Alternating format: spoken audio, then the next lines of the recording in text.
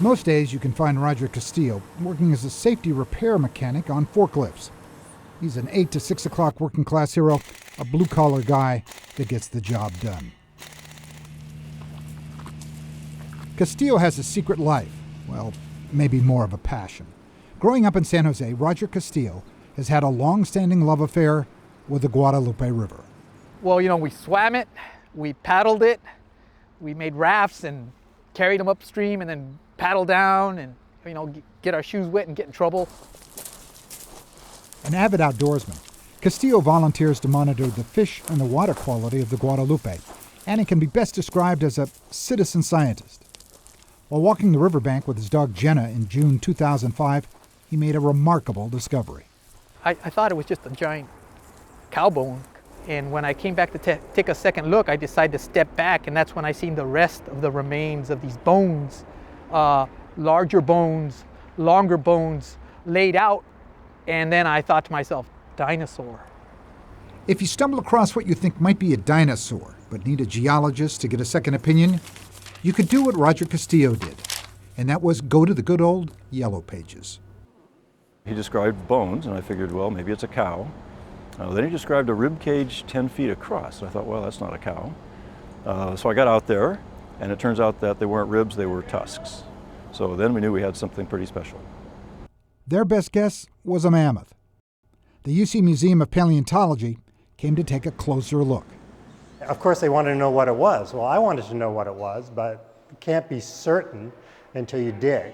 And we had a lot of preliminary work to do before we even attempted that. But I could at least respond and say it's either a mammoth or a mastodon, and most likely it's a mammoth. And that turned out to be correct. The UCMP team went to work excavating the site. Upon further inspection, a key piece of the puzzle was revealed. There's a pair of tusks, one right here. This is missing towards the end. And the molars are important because that tells you definitively what type of elephant you have.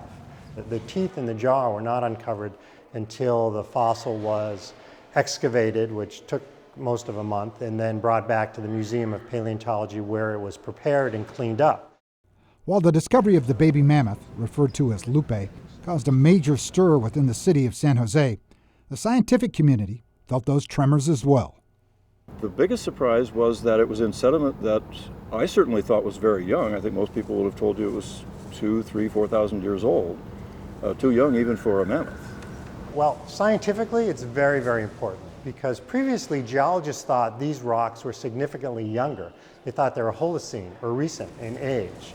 But when you find a mammoth in bones that the conventional wisdom was previously thought to be modern, you have to rethink your hypotheses. Castillo's find has caused scientists to reconsider the age of the valley.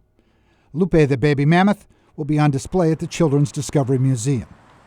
Well, for the Children's Discovery Museum, one of the things that we're going to be working with them is to have the students and the children who visit that museum think of themselves as young Rogers, and they too can be walking along a river and be observant and notice something, and they might come across something that's significant.